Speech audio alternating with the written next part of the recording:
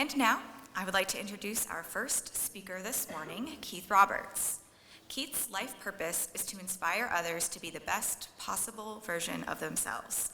He continuously accomplishes this with science, spirituality, and gratitude. Keith Roberts is an author, entrepreneur, and keynote speaker. He created the Oak Journal to fulfill his personal why, through kindness and generosity to help others see who they could become.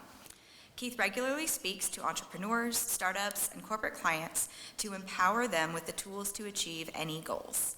You will learn to be the best version of yourself through positive psychology and scientifically proven techniques. Keith joins us today to help us level up our lives, personally and professionally. Please join me in welcoming Keith to the stage.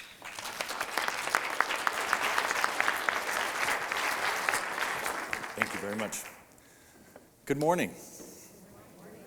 Thank you so much for being here. I want to start with this number. 1 in 400 trillion is the scientific statistic probability that you have a life. And this math is really easy to come to. In fact, I want to say something. When it comes to data, I love that you're getting data. One of my favorite sayings, if we have facts, we'll use facts. If we have opinions, we'll just use mine. This is not my opinion. This is a number that's very easy to get to. This is the number of eggs the average woman is born with times the number of sperm the average man will produce in his lifetime. The fact that you are sitting in that chair, you have won the biological lottery.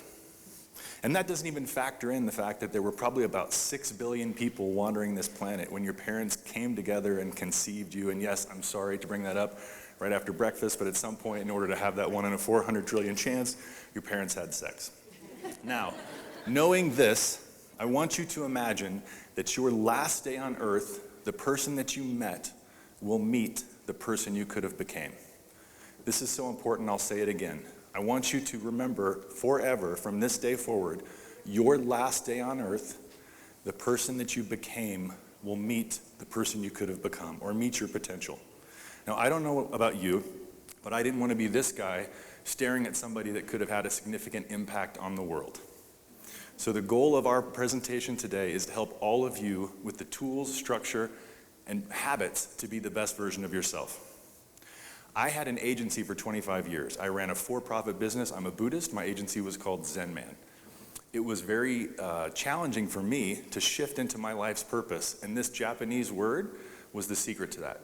This Japanese word, ikigai, is the secret to living a happier, more fulfilled, longer life. In Okinawa, which most of us think of the Karate Kid, bonsai trees, Daniel-san, crane technique, right? Okinawa has a much more special history. They have the highest populations of centurions anywhere in the planet. Now, we have a blue zone here in Colorado. I happen to live in Denver. In Eagle Vale, we have one of the bluest zones in North America, but it's actually a false blue zone. In Eagle Vale, you live a long life because you have an active lifestyle. You want to ski, cross country, hike, fly fish, you want to do these things, so you're already active. Also, to live in Eagle Vale, you have to have a little bit of coin, so you have the ability to take care of yourself. So Eagle Vale is a little bit of a false blue zone, but Okinawa's not. Okinawa, they attribute their centurions to finding their ikigai. And ikigai translates to life's purpose or reason for being. It sits at the center of those 4 concentric circles: what you love, what you can be paid for, what the world needs, and what you're good at. Most people have a profession or a vocation. They have something that they're good at and that they can be paid for. Or you've got the flip side, like a Mother Teresa or a Gandhi. It's what they love and it's what the world needs. But all of us know, as business owners, it is absolutely possible to fulfill your life's purpose and be very well compensated for it.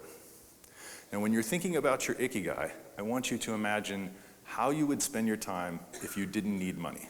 And this is an interesting group because it's an association management company, so all of you are working with nonprofits that have missions and visions. So this might be the second group I've ever spoke to where somebody can raise their hand and say, I'm living my ikigai. I've done this presentation on 6 continents. I've done it to a few, probably a little over 10, 15,000 people, and there was only one person that raised his hand and said, I'm living my ikigai. And it was a gentleman in Singapore who was raised an orphan, and he started a nonprofit, an association that helped children that had that same experience grow up in a better situation and help them live better lives. So one person I know is living his ikigai. I struggled with this because I had this agency, Zen Man. And I built a good living, and I had good compensation for what I was doing. It was pretty fun, but it wasn't my life's purpose. I'm a Buddhist, which is why my agency was called Zen Man. But my goal in this life is to be a bodhisattva. A bodhisattva is someone whose incarnation is to help others reach enlightenment, not himself. So I would love for all of you to think about your why. In the West, we have a different term. We think about Simon Sinek, start with why, right?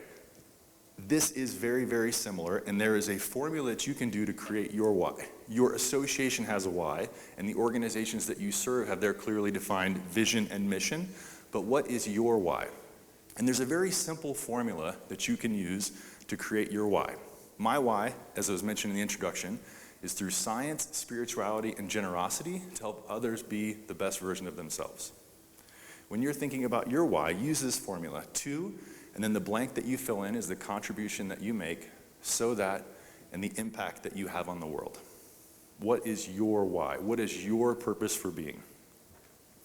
Now, I created an Oak journal, a productivity journal. It's a 90-day structured journal. If anybody in this room wants one of these, just email me. I will send one out to you. It is based on neuroscience and positive psychology. And when I do these presentations, people ask me all the time, you owned a digital agency, why did you create a journal instead of an application? And the reason is twofold. First, by writing something down, you double the probability of accomplishing what you write down. That could be a bucket list item, it could be a financial goal for the year, or it could just be a simple to-do list item that you have to get done today. Writing something down doubles the probability of accomplishing it. Now, why does that happen? There is emotion that is transferred when you put pen to paper. And for those of you that are parents, I can prove this to you. How many of you still have the paintings that your kids made that were not beautiful works of art, but to you they're priceless? That's because there was a love that was transferred when they put that crayon, watercolor, or pencil to paper. And you can use this same technique to release anger. Buddha said, holding on to anger is like clenching a hot coal, waiting to throw it at your enemy. If you have somebody that has wronged you, maybe somebody stole from your organization, somebody quit and went to a competitor, or somebody just wronged you in your life. There's a letter writing exercise I learned from a Hindu monk. His name is Dandiapani. So I want you to take somebody that's wronged you and write a letter to them this weekend. And when you write that letter, don't worry about spelling, punctuation, grammar. Feel free to use profanity. Nobody's going to see this letter but you. But you need to get all of the emotion out. Susie, I can't believe you stole from my organization. You're a horrible person. I hope you bleep, bleep, bleep. After you write this letter, and this is an essential step, burn the page. Watch those words go up in flame, and that emotion will be released. Wait 1 week and write another letter to that person.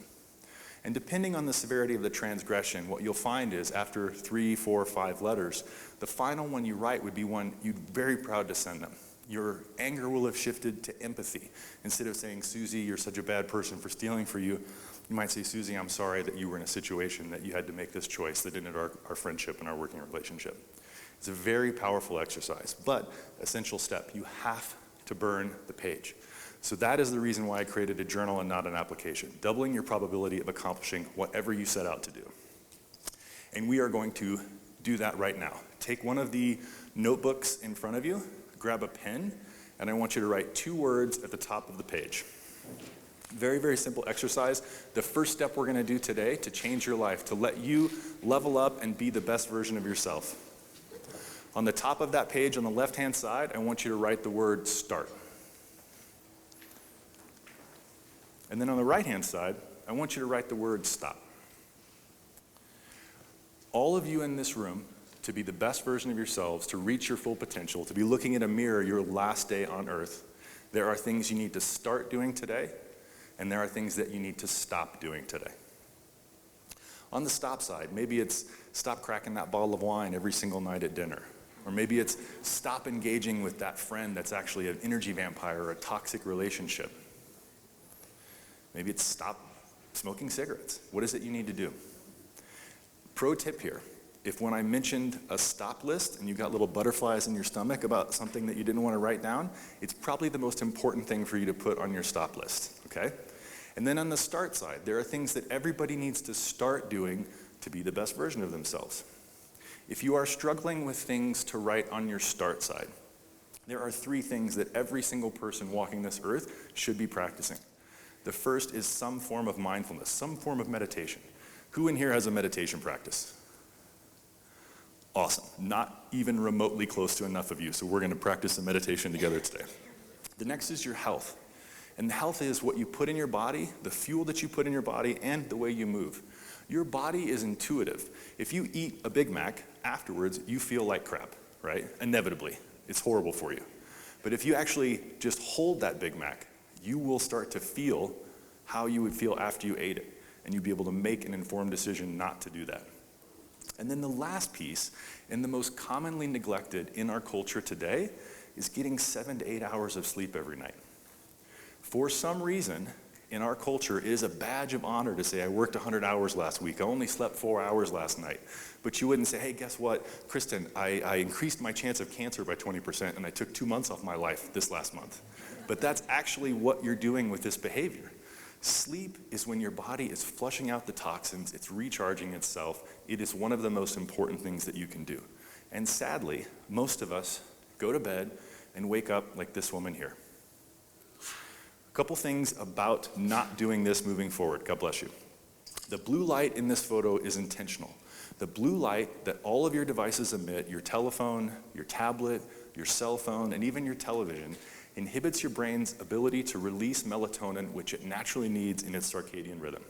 So Netflix and chill is an oxymoron. That is not actually helping you relax. Apple's gotten smart, and they have a filter so you can filter out the blue light, but it does not stop the fact that your brain is processing billions of pixels every single second. It is a stimulation. Also, the last 10 minutes before you fall asleep and the first 10 minutes after you wake up, your subconscious is a sponge. So we want to be very intentional in what we're putting in there, so we're manifesting that in your life. I am a huge believer in quantum physics, in the string theory, the ability to manifest what you want to have happen, but you have to do the work. And the first step is putting the right things in your subconscious. If you go to bed like this, please raise your hand if you're one of the people, I'm not, that takes your phone into your bedroom, that looks at your phone. Yep. Okay, everybody that raised your hand, from this day forward, if there's 2 things you take from this presentation, this is one of them. Do not take your cell phone into your bedroom at night. Most of you are going to say, I use my cell phone as my alarm. I have a fix for that. Charge your phone in another room, and then when your phone goes off, you'll walk over to it, blood will start flowing, you won't hit snooze, you'll turn your phone off, and you'll start your day. Please, please, please take this one thing away, and the other piece is the 10-10-10 morning routine. I want all of you to write 10-10-10 on your start list. I learned the 10-10-10 morning routine from my mentor, Warren Rustan. It is 10 minutes of meditation, followed by 10 minutes of reading, and then 10 minutes of journaling. Why do we do this? Meditation is going to give you a greater sense of self-awareness, reduce your stress and anxiety. It's actually increasing your serotonin and reducing the cortisol in your system, increases your mental clarity and focus, and finally, it triggers your brain's relaxation response. If you struggle with a meditation practice, if you think you don't have enough time to meditate, you need meditation more than anyone. Meditation is a gift. And again, we'll talk about meditation a little bit later at the presentation, and I will teach you a technique that you can all use. The next is reading to start your day. Reading to start your day will help you retain information, continue to reduce stress, lower your risk of Alzheimer's and dementia, and alleviate anxiety and depression. Everyone in this room is going to work hard and find their ikigai and live to be 120, 130 years old, and I want my brain to be able to keep up with my body. If you're not a big reader, reading just 10 minutes every morning, you will read 20 books this year. Think about that. You do not get the same retention. I think it's about 15% retention from an audiobook to physically reading a book. And then it goes significantly up if you take notes. I'm a big fan of smart notebooks. I actually write notes on my bookmark, and I just keep those in my books. So read to start your day. When you read, it doesn't have to be a business book. It doesn't count if you're reading the Wall Street Journal or you're reading an association publication. But you don't have to read Jim Collins or self-help books, the Dalai Lama. My favorite book last year was Where the Crawdads Sing. It was fiction, it was an incredible book. Almost every line was poetry, and it was the woman's first novel. Incredible book. If you're not a big reader and you want something small to bite off, get An Indian Winter by James Schultz. It was written in 1910. You'll read it in 3 hours. It's a true story of a young man who I think he was 12 years old, and with his best friend, who was a Native American, he got stuck in the Rockies in the late 1800s in the winter, and they had to survive with nothing but the clothes on their back. It's an incredible story. Now, lastly, I want you to journal. Journal for 10 minutes. This will help you align your day in a positive way with your intentions, improve your focus and productivity, stimulate creative thought, and like we talked about earlier, writing something down doubles the probability of accomplishing it. Now, when you journal, I want you to imagine 50 years from now, your grandchildren will be reading these words and it will be the only legacy they have of you. Do not journal negative thoughts. We want to align your intentions in a positive way. If you are having one of those mornings where you need to vent, remember Don Diapani's exercise and rip that page out of your journal and watch it go up in flames. I'm giving you a lot of content this morning. I told you if you take only 2 things away, it was not taking your phone in the bedroom and getting good sleep and the 10-10-10 morning routine. Everything after this is a bonus. But the whole point is to give you the tools in your toolbox to make you be the best version of yourself. Abe Lincoln said, if you gave me 8 hours to chop down a tree, I would spend 6 hours sharpening my axe.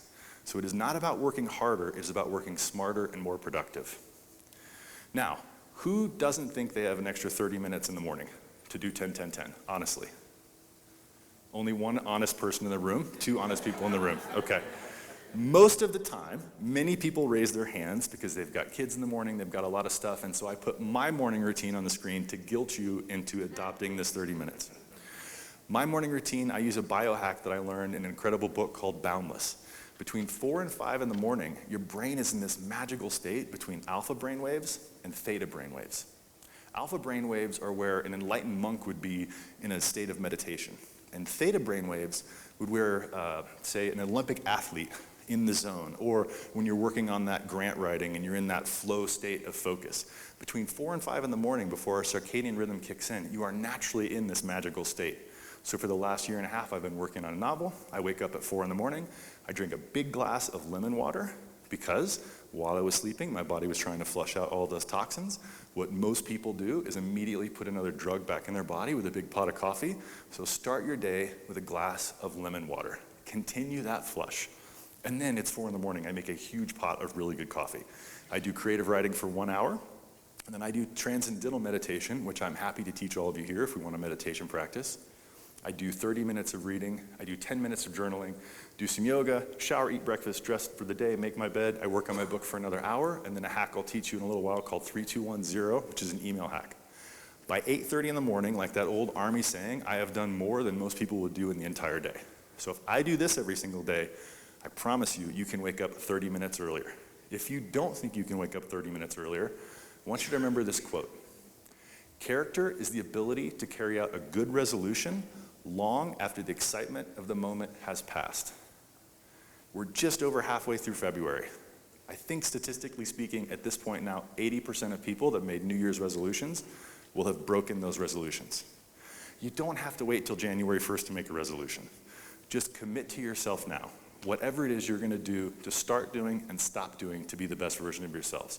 And when you feel like opening that bottle of wine, or you don't want to wake up at 5 in the morning and go for the jog, remember this quote. Character is the ability to carry out a good resolution long after the excitement of the moment has passed.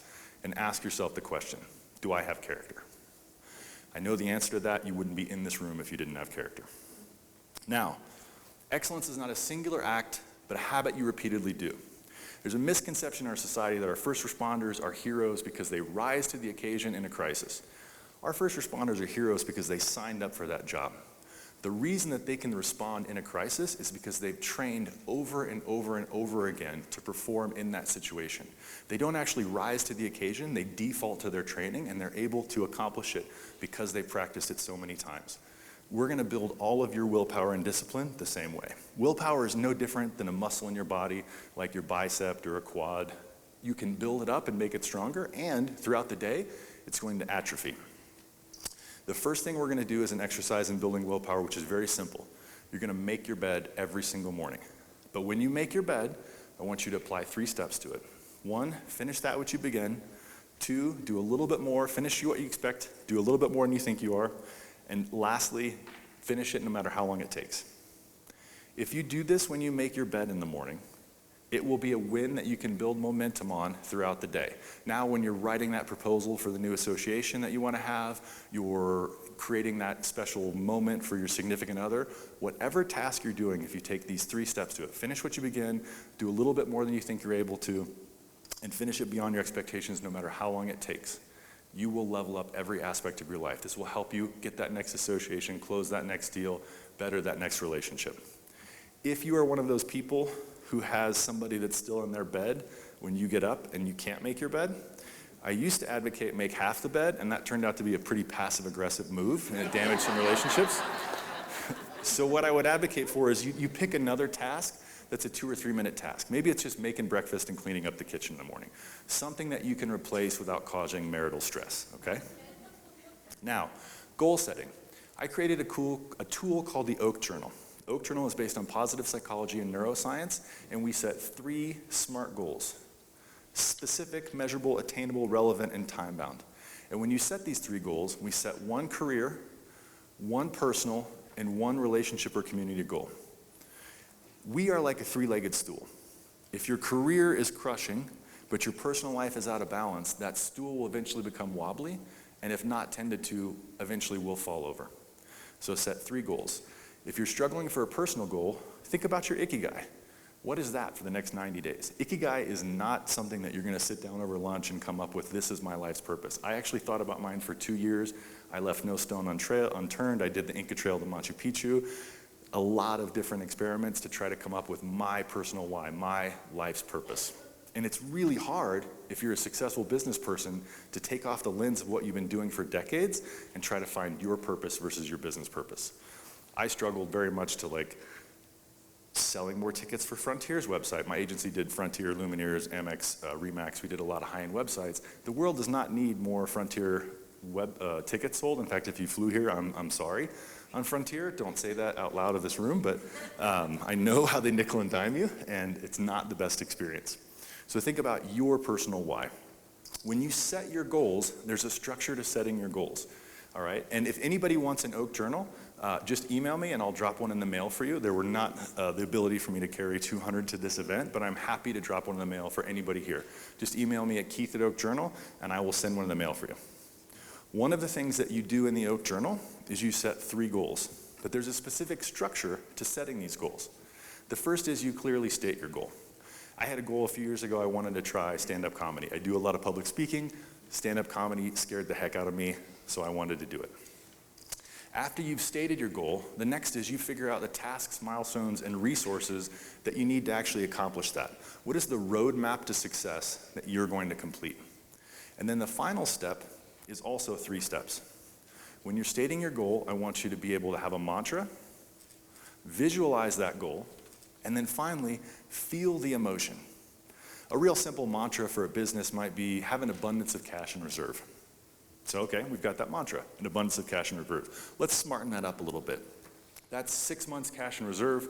What's the run rate of your business? Let's say it's $100,000. We have to have $600,000 in the bank. The second step is visualizing it. So you know what logging into your Wells Fargo account looks like. Imagine having $600,000 in your account. And the final and most important step is actually feeling that emotion. What is the emotion, the feeling that you have if you had $600,000 in the bank, if you had 6 months of cash in reserve? There's a really powerful thing with your brain, with the neuroscience in your brain, the neuroplasticity, that it doesn't know if you're actually experiencing that or not. So it will help you manifest that. What is possible if you follow this structure in 90 days?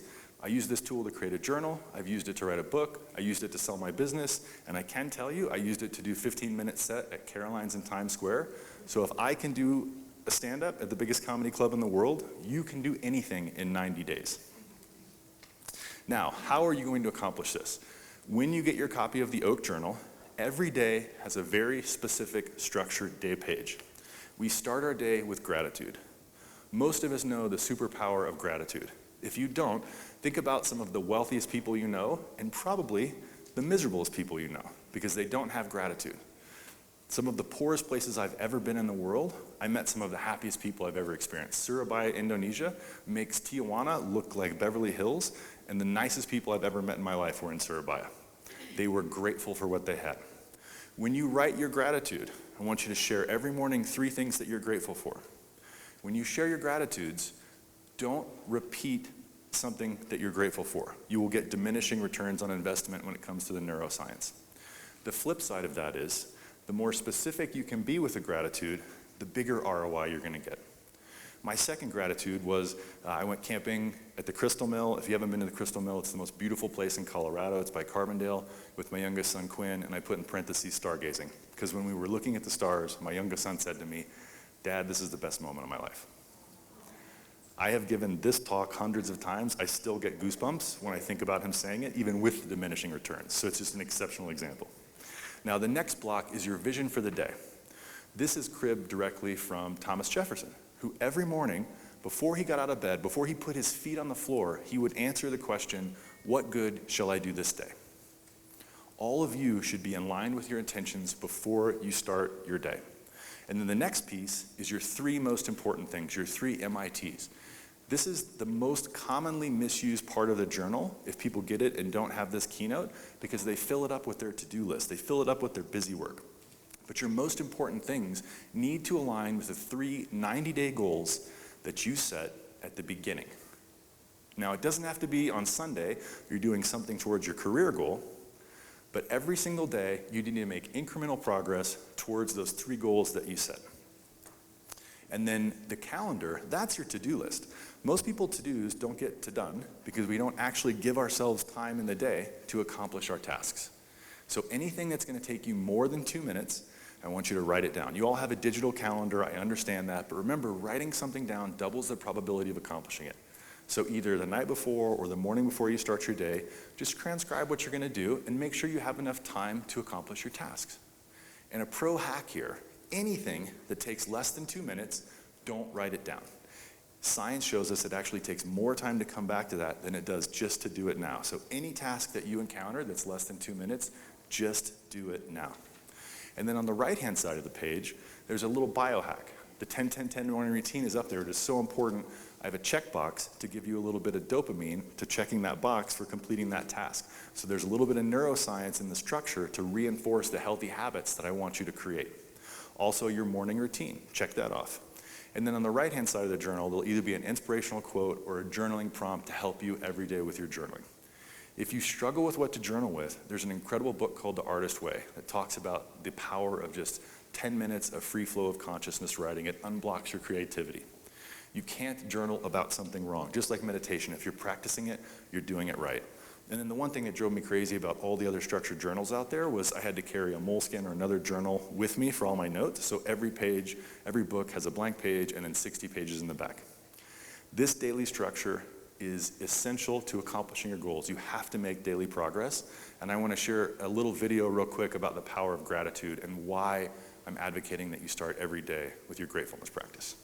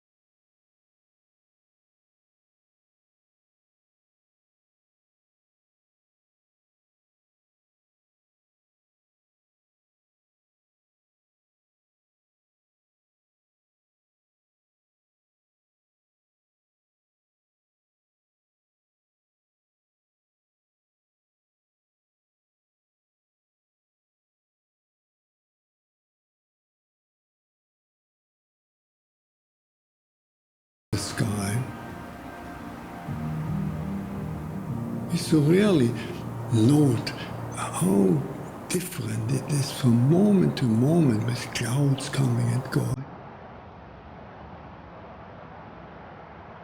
Open your eyes, look at that. Look at the faces of people whom you meet.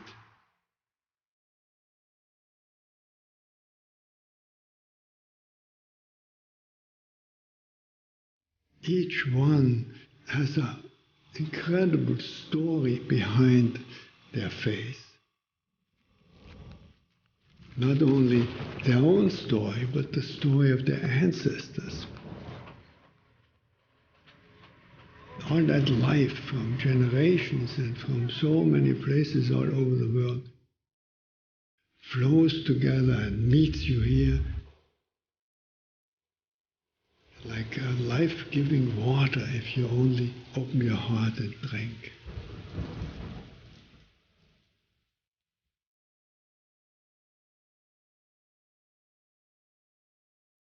Open your heart to the incredible gifts that civilization gives to us. You flip a switch and there is electric light. Turn a faucet and there is warm water.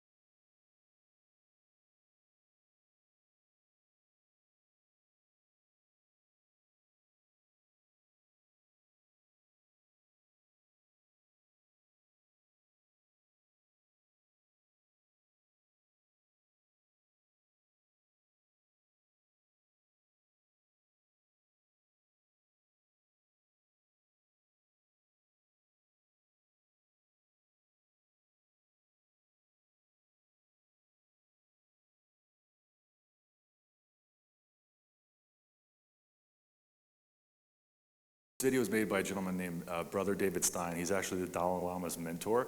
I met one person that saw him speak, and Brother David Stein gave him a hug, and he said it changed his life. It was like being hugged by Jesus. Really powerful person. The other thing that I love about that, if you're struggling with something to be grateful for every single day, remember that he said millions of people will never even have clean drinking water. In fact, the statistic, over 1 billion people today don't have access to clean drinking water. Over 700 million people don't have access to electricity. Somebody told me once, there's a story that a person was complaining to God about their problems. And God created a clothesline that spanned the entire earth and said, I want you to hang your problems on that clothesline. And he had everybody hang their problems on the clothesline. And then after that person could see everyone's problem in the entire world, he had to go choose problems to take, and everybody goes and takes their own problems back. I guarantee you, no matter what you are facing, there is somebody right now in a hospital bed that would chop off one of their appendages to trade problems with you. Gratitude, gratefulness is a superpower. Now, daily progress. How are you going to accomplish your BHAG, your vision, your life's purpose, your ikigai? The only way to do that is incremental progress every single day, doing something, those most important things. The best example of this is actually the expedition for the South Pole. 2 expeditions set out at the same time. The first was led by a Norwegian named Roald Amundsen.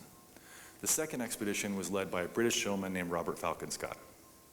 They set off at the same time, they were equipped the same training, but they had one key difference in their methodology. The Norwegians had the mantra of the 20-mile march. No matter what the conditions were like, it could be a blizzard outside, they would pack up their base camp and they tried to make 20 miles progress towards their goal of the South Pole. The British had a different mindset. When conditions were poor, they would hunker down. and they would try to wait for ideal circumstances and then make up for lost time. And as you can probably guess, the Norwegians reached the South Pole 3.5 weeks before the British. The British tragically perished on the return. For them, it was a matter of life and death. For everybody in this room, it is a matter of life and death. Today is a gift. Tomorrow is not guaranteed. What are you going to do today to be the best version of yourself? Do not compare yourself to anybody else. Only compare yourself to today versus yesterday. Try to be 1% better than you were yesterday. Now, there is this tragedy in the human mind that is much easier to disappoint ourselves than it is to let somebody else down. If I was going to go for a jog this morning, but it was a little misty and cold, it's easy to just get back in the covers and stay warm. But if I promised you we're going to meet for squash this morning, I would have got my butt out of bed and I would have met you at the gym.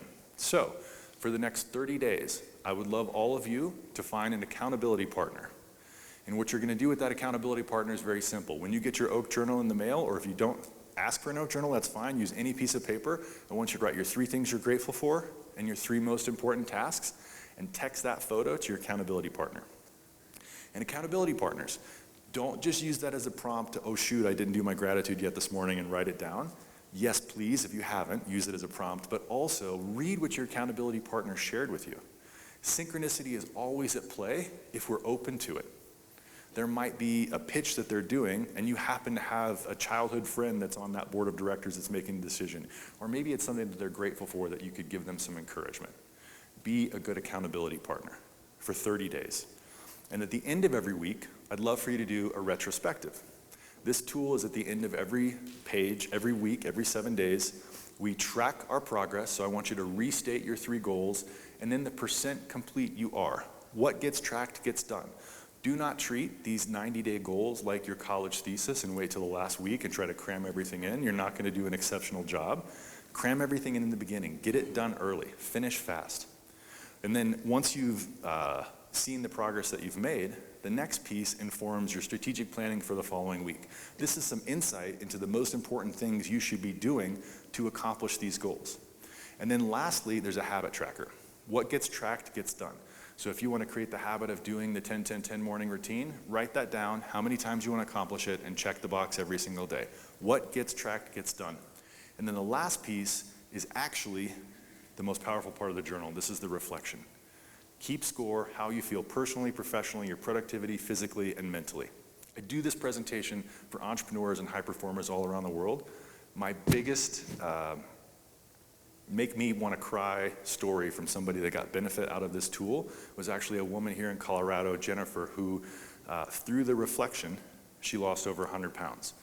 Her daughter was wanting her to do things, and she was finding that she didn't have the energy to do the baby shark dance, or real small things, and week after week, she was scoring it, and she subconsciously made those changes. And I have a great letter from Jennifer. She actually redid her bucket list because now she's able to do things in this lifetime that she never thought she'd be able to accomplish.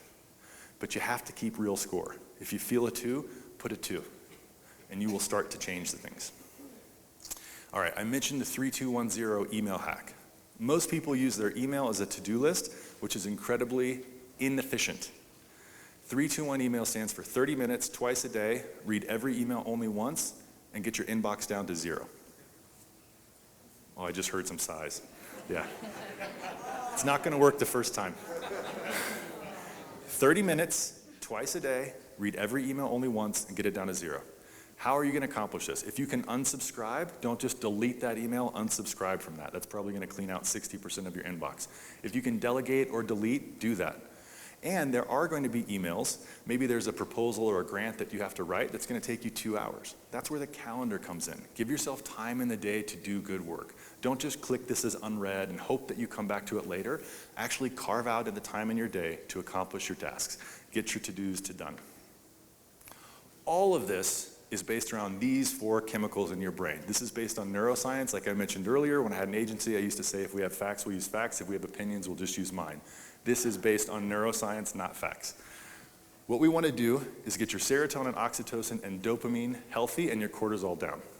Serotonin is the feeling of joy, confidence, and inspiration. Oxytocin is the feeling of love. Dopamine is winning, rewards, and cortisol is fear, anger, and anxiety. Cortisol was essential in our ancestors getting your parents to that 1 in 400 trillion chance in conceiving you, cortisol was what made them, when the grass ruffled in the savannah, their pupils dilated, adrenaline flooded their body, and they could run further and faster because they thought a saber-toothed tiger might be eating them. The problem with cortisol is your brain has not evolved as quickly as our society. So now you're getting that same flood of cortisol when you're stuck in rush hour traffic or when you're late for a meeting. Things that are not life and death situations, but your neurochemistry has not changed enough to do that. Most people, especially business owners, live in an elevated state of cortisol and dopamine. And you can be successful, you can be a high performer for decades, but eventually you will burn out. So what we want to do is increase your serotonin and oxytocin. We can keep that dopamine elevated and reduce your cortisol. And a beautiful thing about what we've been talking about this morning, we're already going to be doing those. Your morning gratitude increases your oxytocin and it helps reduce your cortisol. Your meditation increases your serotonin and reduces your cortisol.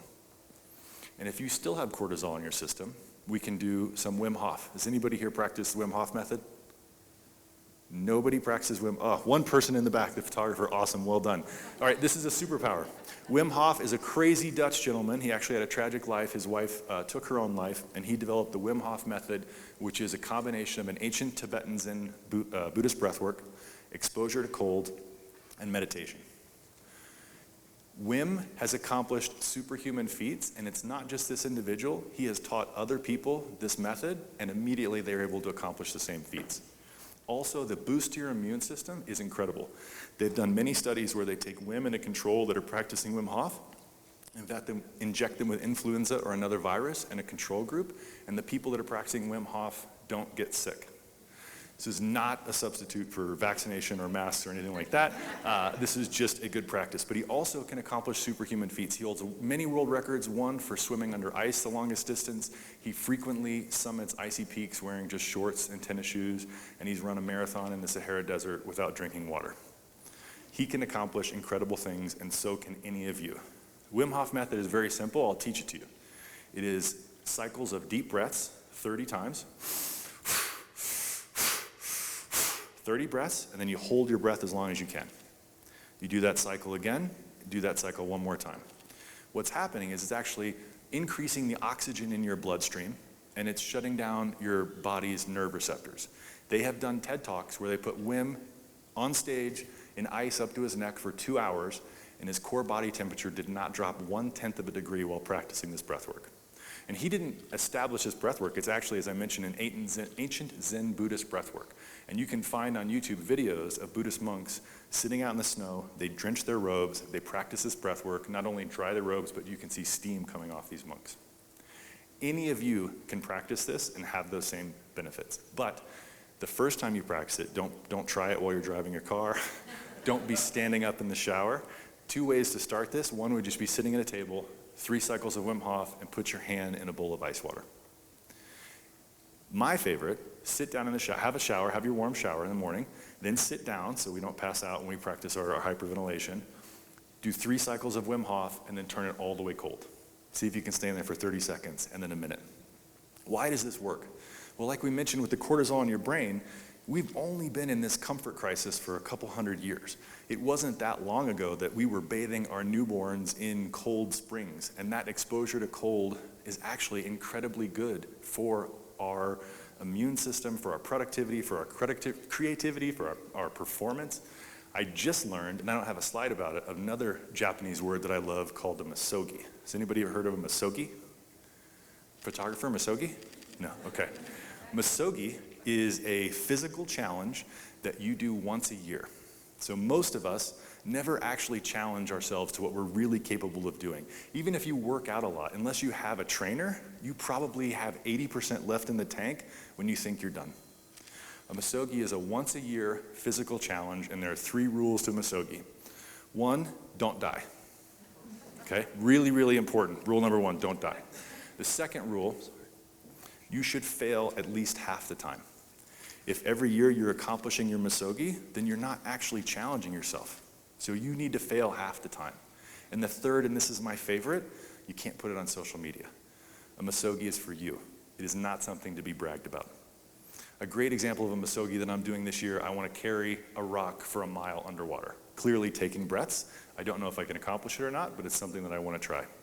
Another misogi is a guy paddled a stand-up paddleboard from Santa Barbara to the Channel Islands. But remember rule number 1, do not die. There was a safety boat that went with him the entire time.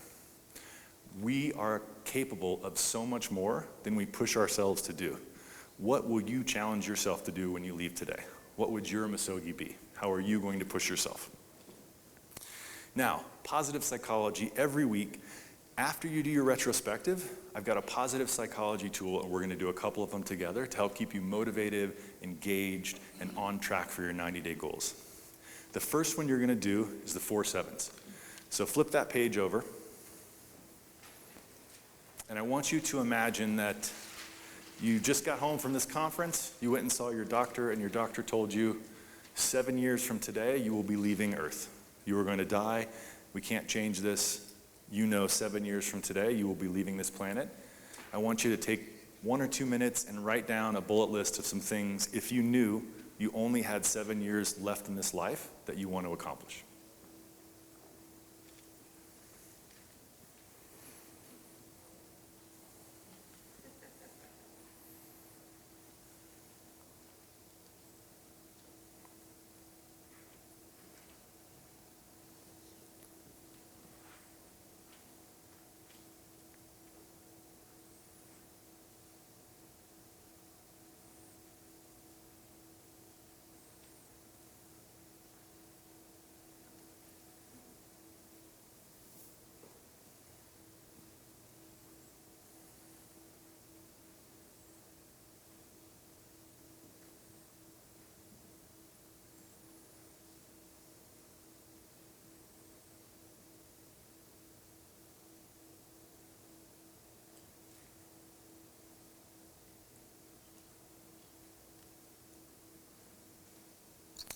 This gets a lot harder real fast. Now I want you to imagine you had that same conversation, but your doctor told you you have 7 months left to live. Now, how are you going to spend your time?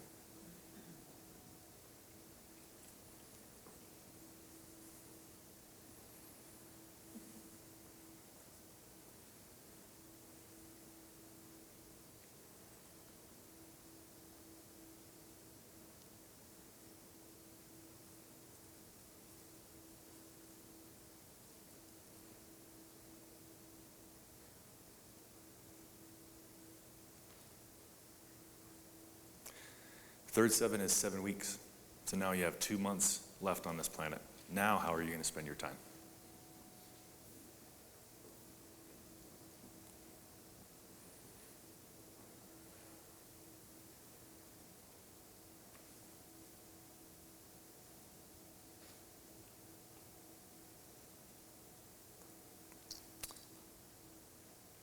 And then the final 7, if you haven't guessed already, smart people in this room, now we're looking at 7 days. Your doctor tells you you have 1 week left on Earth. How are you going to spend every one of those days?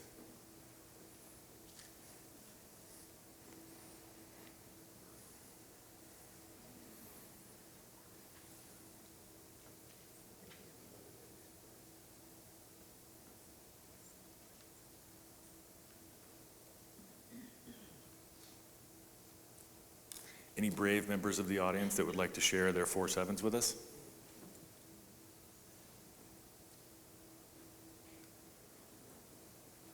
No, that's okay. What happens for most people, it's for you, don't worry about it.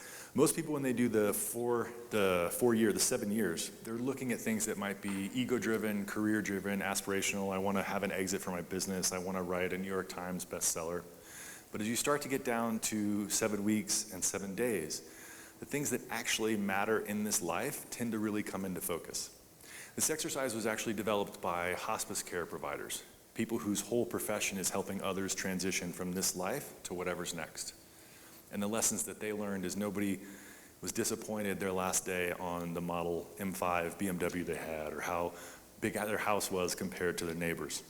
What really mattered were experiences, time with loved ones. That's what actually matters. Most people, when they get down to the 7 days, It will be make breakfast with my children every morning, watch the sunrise, make love with my partner. Actually, the things that we could be doing every single day that we tend to neglect, chasing the 7-year things. If you've not read The Power of Now, Eckhart Tolle, an incredible book on the importance of being in the present and living in the now. Now, the next piece, much more fun. Who here has a written bucket list? Awesome, a couple of you. My mentor, Warren Rustan, the guy that taught me the 10-10-10, wrote his bucket list when he was 13 years old. His bucket list contained 100 items. Of those 100 items, they were no small thing. It was play in the NBA, see every country in the world, be president of the United States. Warren has accomplished 98 of the 100 things on his bucket list. He's in his 90s now. He carries it around. He's a public speaker. It's in a Ziploc bag, like an artifact from that big warehouse in Raiders of the Lost Ark. But imagine that, at 13 years old, he said, I'm going to play in the NBA. He did it. I'm going to work in the White House, and he did it. The only two that Warren hasn't accomplished of the 100 are see every country in the world, and we kind of keep moving the ball on him with that, right? Things are shifting. And then the other one is be president of the United States. I do have a Rustan 2024 shirt. So, what is on your bucket list?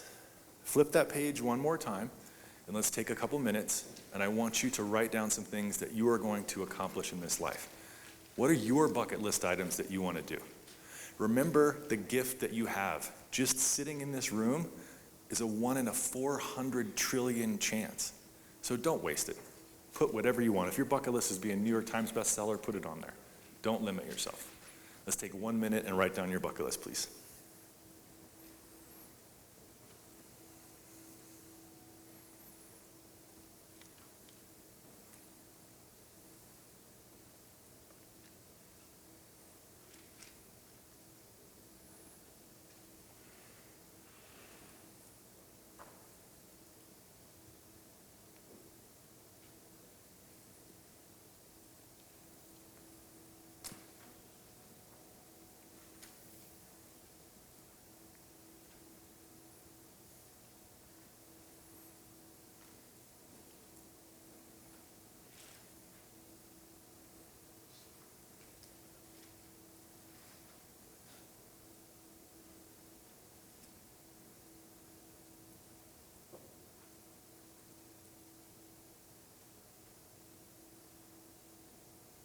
When you finish your bucket list, I want you to remember that slide with the woman with the blue light coming off her phone, and the fact that the last 10 minutes before you fall asleep and the first 10 minutes after you wake up, we know our subconscious is a sponge. We can put things in our brain to help manifest them. Now, when I say manifest, you have to do the work. The big difference between the Oak methodology and a book like The Secret is The Secret, you just sort of wish upon a star and you hope that things come, and that's great. You do have to have that abundance versus scarcity mindset, but if you don't make daily progress, you're not going to accomplish those goals.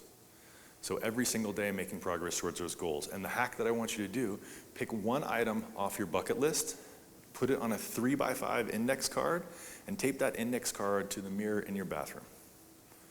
First 10 minutes before you fall asleep, last 10 minutes after you wake up, or first 10 minutes after you wake up, we're putting this in your subconscious. I know everybody in here brushes and flosses last thing before they go to bed. It's good for your heart health. It's essential to your life. So let's be manifesting something incredible to happen in 2022.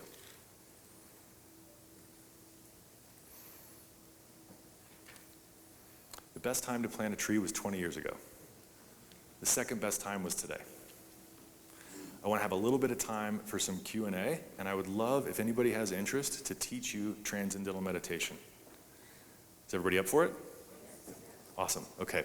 So TM is the most commonly studied, when it comes to scientific studies, form of meditation. Most people, when they practice meditation, they struggle with a contemplative or a concentrative or guided meditation because thoughts enter their mind and they feel like they're not meditating correct. The beautiful thing about TM is it's mantra-based. If you are my age, I'm 49 years old and male, your mantra will be Sha Rain. You can use the Google machine. You don't have to spend $2,000 at tm.org. Use Google TM mantras. There are 18 mantras, and based on your age and gender, when you learn this technique, it will tell you your mantra. The mantra actually doesn't matter. There is meaning to the word, but you don't have to know the meaning to the word. Sha Rain eventually could be ice cream. I'm mumbling it, Sha Rain, over and over again. Once you have your mantra, You close your eyes, take 3 breaths, and if the mantra hasn't entered your mind, you start thinking the mantra. Most of us, our entire life, think of your nervous system like a rubber band that's been twisted and just knotted up. That's what stress has done to you your whole life. Every meditation is like one untwisting of that rubber band. So it's not just you meditate and you're all of a sudden fixed. It's going to be a lifetime of this practice. When you do TM, when you think the mantra, what happens is you're thinking the mantra and you get to this transcended state where your mind is at peace with itself. It's actually not having thoughts about the proposal you have to write or the email that you need to get to or respond to. You've hypnotized yourself and you get to this transcended state and it's incredibly blissful and peaceful. And then inevitably what happens is you think about, what about that study I have to write that report on? So you have a thought. You get to this transcended state and then you have a thought. All you have to do is remember, meditating. Go back to my mantra, and you will get back to that transcended state.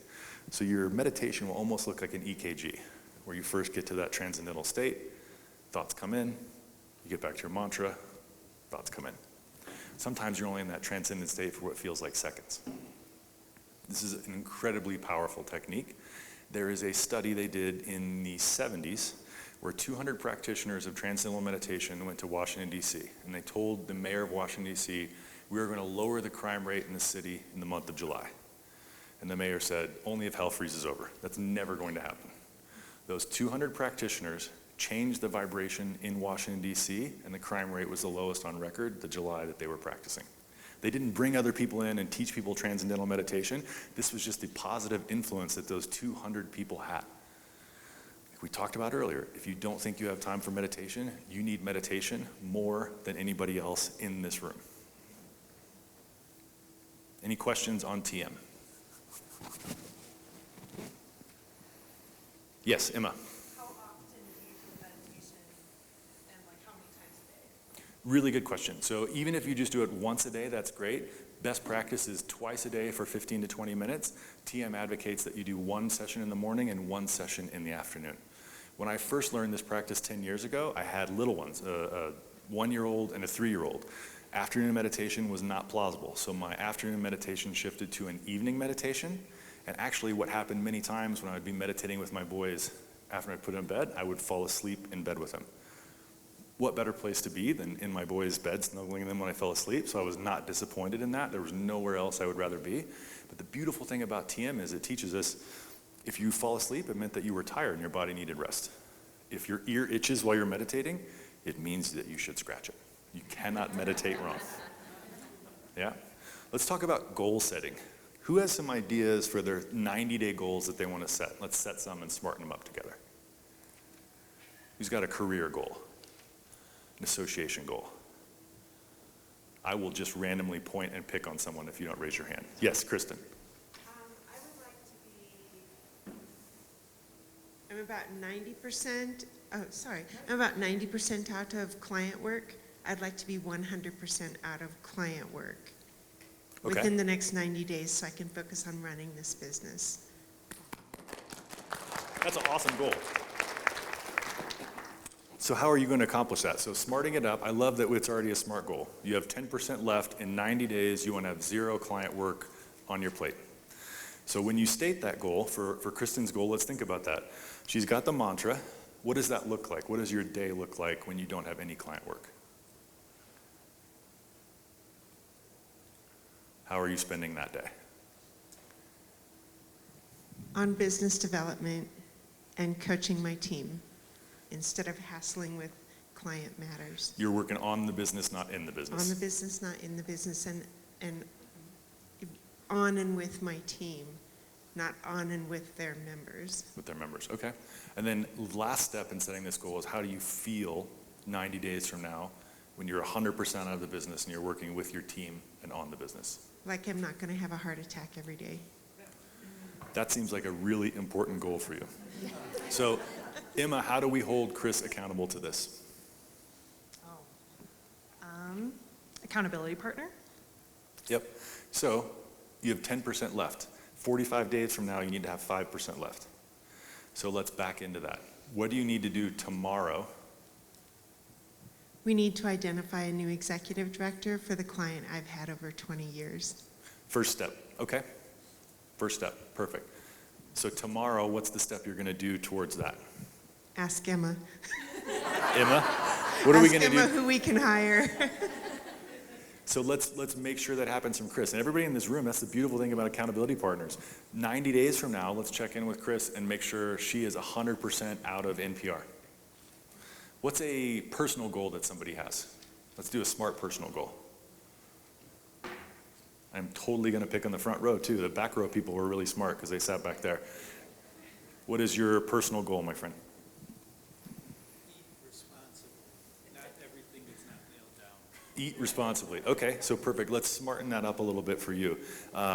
What is the reason you want to eat responsible? What's the expected outcome? Why are you going to do this? Well, I'm getting older and I don't process food as much as I used to, and it keeps me up more, but I just enjoy every single bite that I eat. I'm a big foodie too. I agree with you. So we're going to set some goals, and I want you to smarten it up. So maybe it's you want to lose 8 pounds in the next 90 days. Or maybe it's I want to be able to, run a 5K at the end of next 90 days. So let's set a goal, something that you're going to do. Food is a great one because I was just at Mizuna a couple nights ago, and actually last night as well, and I had an incredible bananas Foster, and it was unbelievably good. I love dessert. I'm a huge sweets guy. But if my goal was eating healthy, we're human. We're going to make mistakes. So use the 2X rule, sort of like the 2-minute rule. If we go out tonight and we have this incredible meal and they bring out this beautiful dessert and you enjoy it, just make sure tomorrow you don't indulge. And it works the same way. If your goal was running, you want to run a marathon, and you're going to have to do exercise, every single day. There's some structure to that building up to a marathon, and you miss a day. Just don't miss 2 consecutive days. We're human. Be kind to yourself. Give yourself permission, but do not go 2 consecutive days breaking the habit you're trying to create. All right. Now a relationship goal. What is your relationship goal? I am totally pointing. Yep, okay, yep. He pointed at himself. I was pointing to Molly, but. Oh, praise God. No. Okay. I'll go first, but she can go next, okay? All right. In the next 90 days, support my sister in her professional goals as well as I can. What's your sister's name? Kate. Kate, and what's Kate's professional goals? She is a professional golfer, starting her career this year. Oh, congratulations, Kate. Well, I hope to see her on the PGA soon. Thank you. How can you support her for the next 90 days? How's that? What can we make that a smart goal? Yeah, in the next 90 days, probably travel to support her in the tournament she plays, either through watching or caddying for her. Ah, love that. Love that. Do you know Kate's love language? Probably don't know it well enough as Okay. a brother. Yeah. Is everybody in this room familiar with the 5 love languages? Wow, okay. Another book you don't have to read. There are 5 love languages. It's a very quick book. You'll read it in, again, 2 or 3 hours. All of us feel love in a different way. And one of the tragedies with the human condition is that your partner probably feels love different than you do. There are 5 ways. Touch, words of affirmation, gifts, quality time, and acts of service. My partner, it's quality time and acts of service. So just spending time sitting with Mindy, or yesterday going over and shoveling the snow at her house so she didn't have to do it, that's how she felt love. So the first thing you need to do is identify your partner's love language. Let's say Kate's is words of affirmation. That's the easiest one that you could do something every single day for Kate. You could send her a message, a text, a note, a letter, something every single day to give her those words of affirmation, if that is her love language. If hers is acts of service, caddy for her at that event. She is going to feel love and support like no other. You're very welcome. Molly, what is your 90-day goal for relationships? All right. Many of you know that my husband and I also run a ministry on the side that we volunteer for, and my 90-day goal is to be present 1 day a week to help with the ministry and literally be present as a part of that process. Awesome. I love that. And there are 2 parts there, being present and being present. So actually physically being there and then not being on your device, distracted and working on something else, right? Exactly. So the first piece is scheduling it. We can do that, that's easy. And then how are you going to commit to making sure you don't get distracted and you're actually present when you're in the ministry? Sure. I have accountability partners through the 2 management consulting firms in which I work, and also my husband, whose love language is acts of service. So there you have it. I love that. I would, what's your husband's name? Dan. So the other thing I would tell Dan is if he catches you on your phone or computer not working on ministry stuff on that day, that there's a little love jar, a tip jar or something, like you got to put $5 or $10, make it hurt $20 in this jar that you're going to go out to dinner with, something fun that you're going to experience. I really like that idea because his idea is to toss it into the garbage can, and he's a really good 2-point shot. So. Yeah, don't toss it. No, do something positive. Who else has some goals that they're struggling with? What about a personal goal?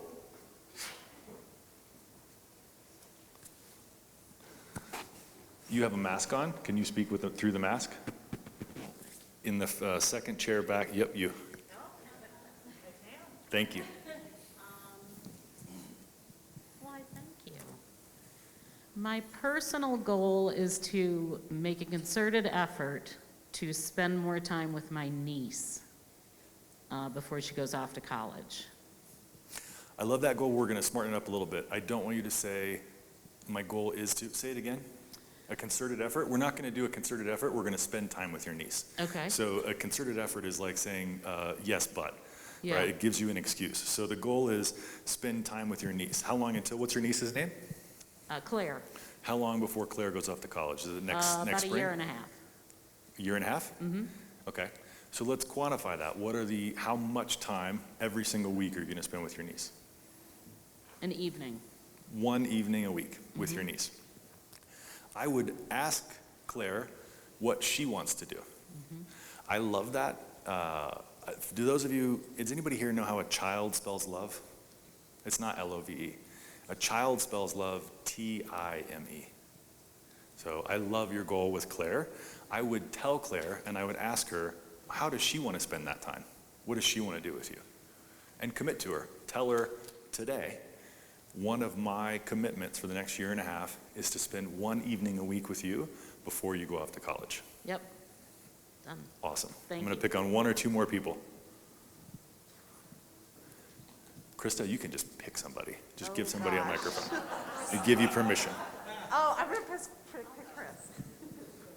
So I have a 6-year-old, and she's an only child, and it's all about her. And my goal is to focus on me and my husband more, because once she's home from school, it's all about her. We do dinner, she goes to bed, then he and I check email, we do the dishes, we watch TV. But it's just kind of a pattern, and we need more us time. So how, when you're so busy with work and then a kid, and then after she goes to bed, it's all about catching up on stuff, to focus more on each other and not be on our devices. Yep. It's an excellent question and a challenge that many, many people face, and an important one because 12 years from now, your daughter's going to leave, and it's just going to be you and your husband again. So we want to make sure you continue to fall in love with each other over the next decade and 2 years. I would say commit to one night a week that you get a babysitter and you have you time. The other thing I would say is maybe there's an hour. Do you go to bed and wake up at the same time or a different time? Pretty much, yeah. Yeah, that is a huge benefit for those of you in relationships that go to bed at different time than your partner. That is not good for intimacy. That is not good for the probability of the success of your relationship. If you can shift those to rising and falling at the same time, it is incredibly powerful. But what's your husband's name? Scott. So I would tell Scott, hey, this is important to me. This is what I want to do. Get his buy-in to doing it once a week, and then make that a non-negotiable. Whatever it is, get the babysitter, make sure you have quality time, and when you do have that quality time, don't be on your devices. Check them out, airplane mode, turn them off. Yeah. I'm a big fan of not having devices. Studies show even if your phone is in airplane mode or off, if it's on the table face down, it is still a distraction from you being present. So one of my closest friends, when you go to his house, you've got to turn your phone off and put it in a bowl by the front door, and you can get your phone when you leave. But you're not on your device. You can't, what was that quote from that John Hughes movie, let me Google it? No, you actually have to use your brain and try to think about it and memorize things, right? Remember things. So, one more person's goal.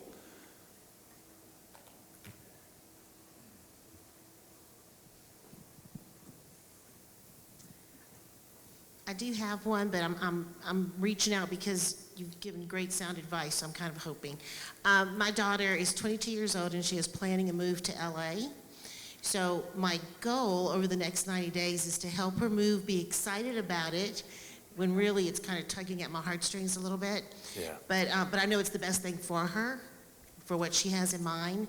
So the goal is to get her prepared, get her there, go with her, settle her in, and then come home. But I'm trying to figure out, I guess, the best way to manage that. Yep. That's a good one because that's a complex roadmap. So when you're setting that goal, this is a perfect example of clearly stating that goal. So what's your daughter's name? Annalise. So a beautiful name, by the way. You want Annalise, you want to spend quality time with her, prepare her for this trip, and actually get her moved into her new life in Los Angeles. What's she moving to LA for? School? She is a songwriter and a performer, but she is actually going to be in school there that focuses on songwriting and voice performance. So she'll be in music production.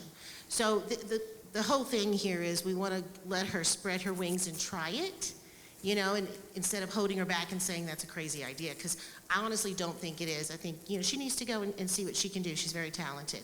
And at least she'll try it, right? So, and she's got some folks there that want to meet her, and she's actually recorded some things, and her producer is there. So she wants to kind of dig deeper. First, props to you for encouraging your daughter to pursue her dream. I think one of the greatest tragedies in life is not that people aim too high and miss, but it's that they aim too low and hit. So I love that Annalise is pursuing her dream. Also, please message me. We did the Lumineers website. Wes is a friend of mine, so I want to get Annalise a signed record from them. Love it. So what I want you to do is, does she have her apartment yet? She has a friend that, she used to go to AMDA in New York during the summers, which anyone's familiar with it. She met a friend there who is actually acting out there and has been trying to get her there for the last 2 years, so she'll be rooming with her. Okay, wonderful. So she's got her apartment, she knows what she's gonna do. So I would sit down with Annalise and just say, okay, we've got 90 days until you're gonna get there. What are the things that I need to do to help set you up? So almost making a list of what are her requirements, what are her needs, is there, you know, the laundry basket, the going off to college, the little things, but also think about what are the experiences that you wanna have before your daughter leaves the nest this next time? What are the things that haven't been checked off in that mom-daughter relationship to make sure that it's gonna hurt. I'm so sorry. I can't imagine when this happens to me. I still have a few more years left. But send her off with love and encouragement, and also figure out what her love language is so that you can continue through these 90 days and beyond to make sure that Annalise feels that love from you. Great. Thank you. And I will message you. Thank you. Thank you. All right, we have time for one more. If anybody else wants to go over their question, if not,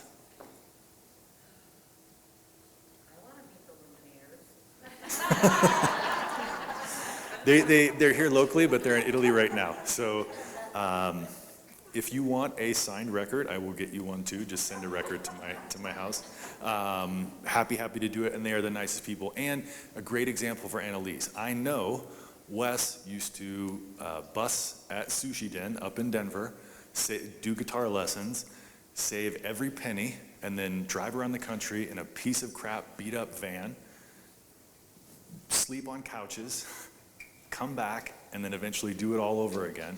And then they had that lightning in a bottle with Ho Hey. They just did their 4th album. They're on tour in Italy right now. I can tell you what Wes makes for one night, and it's a lot of money. I hope Annalise even gets 1% of that, and she will be crushing it. So good for her. And feel free, if you want to send me something, I will share with them if it vibes with the Lumineers stuff. Everybody, so I couldn't carry 200 oak journals, but I will send an oak journal to anybody in this room. If you email me, my email is just keith@oakjournal.com. Very, very easy to remember, Keith. I'll drop one in the mail for you today. Just send me where you want to have it shipped, and I am more than happy to share that with you. Thank you very much for your time. Pleasure.